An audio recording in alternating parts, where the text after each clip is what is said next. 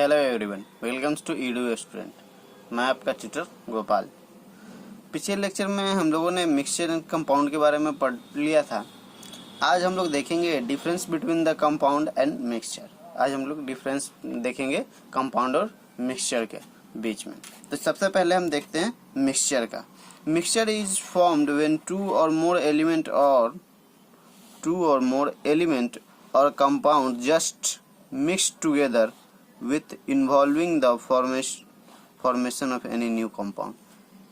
Mixture कैसे बनता है? तो दो और दो से ज़्यादा एलिमेंट अगर मिलते हैं तो उससे क्या होता है, एक न्यू कंपाउंड का फॉर्मेशन होता है, एक न्यू सब्सटेंस का फॉर्मेशन होता है, जिसे हम कंपाउंड के नाम से जानते हैं।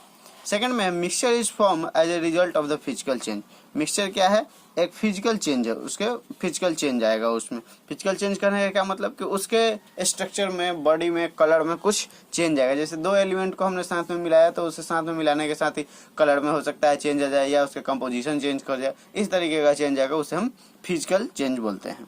थर्ड आता है the constituent of a mixture can be separated. The constituent separated by physical method such as filtration, evaporation, distillation, sublimation, solvent extraction and magnet। एक थर्ड में क्या है कि कहने का मतलब है कि हम इस अगर एक कंपाउंड है तो उसको सेपरेट कैसे कर सकते हैं, मिक्सचर को एक सेपरेट कैसे कर सकते हैं, by the physical method. Physical method में क्या क्या आता है? तो फिल्टर करके उसको हम कर सकते हैं। इवोपरेट करके हीट देके कर सकते हैं। डिस्टिलेशन करके हम कर सकते हैं। सब्लिमेशन के द्वारा कर सकते हैं। सॉल्वेंट एक्सट्रैक्शन मेथड से कर सकते हैं। और मैग्नेट से भी हम कर सकते हैं। जैसे मैग्नेट से क्या करेंगे, हम कहीं नेल है तो उसे हम मैग्नेट से, आयरन पिल्स कहीं पे प्रेजेंट है किसी सब्सटेंस में या कंपाउंड में, उसे हम क्या करेंगे, मैग्नेट से बाहर निकाल सकते हैं। तो इस तरीके से हम इसे फिजिकल मेथड से सेपरेट कर सकते हैं। फोर्थ क्या आता है, mixture shows properties of its constituent. Mixture show करेगा क्या? प्रॉपर्टी अपने कंस्टिट्यूएंट्स के। 5 मिक्सचर में भी होमोजीनियस और हेट्रोजीनियस। मिक्सचर क्या हो सकता है? होमोजीनियस या हेट्रोजीनियस। तो होमोजीनियस और हेट्रोजीनियस। होमोजीनियस में क्या, मैंने पीछे भी बता चुका हूँ मैं आपको कि होमोजीनियस में क्या होता है। होमोजीनियस में सेम टाइप के कम एलिमेंट एक साथ मिलते हैं और न्यू कंपाउंड का फॉर्मेशन करते हैं। हेट्रोजीनियस में क्या होता है, वो अलग अलग टाइप के एलिमेंट मिलते हैं किसी भी मास रेशियो में और वो न्यू कंपाउंड का फॉर्मेशन करते हैं। तो इसे हम क्या बोलते हैं? Heterogeneous mixture. अब आते हैं कंपाउंड पे। कंपाउंड क्या है तो देखते हैं। टू और more elements react together to form a new compound.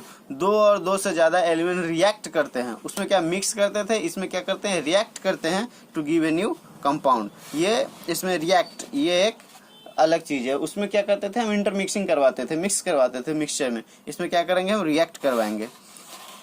A compound is formed as a result of the chemical change. Compound बनेगा तो क्या होगा, उसमें केमिकल चेंज होगा।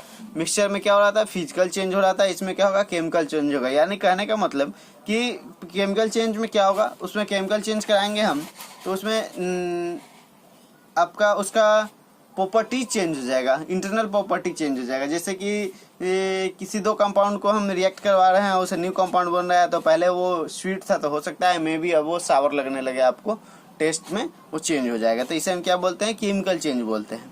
थर्ड देखते हैं, the constituents of A compound can not be separated by physical method. इसे physical method से हम सेपरेट नहीं कर सकते हैं। Separated only by the chemical और इलेक्ट्रोकेमिकल रिएक्शंस।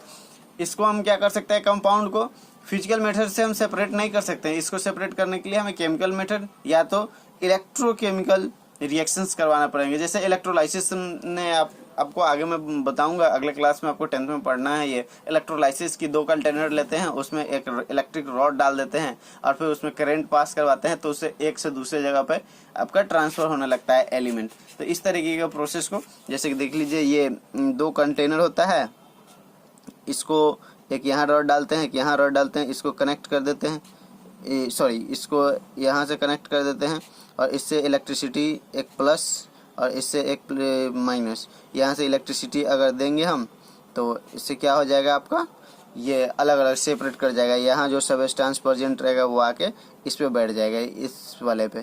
तो इसी को हम क्या बोलते हैं, इलेक्ट्रोकेमिकल रिएक्शन बोलते हैं। तो इस तरीके का भी हो, इस तरीके का कंपाउंड में हम सेपरेशन कर सकते हैं, नॉर्मल फिजिकल मेथड से नहीं होगा।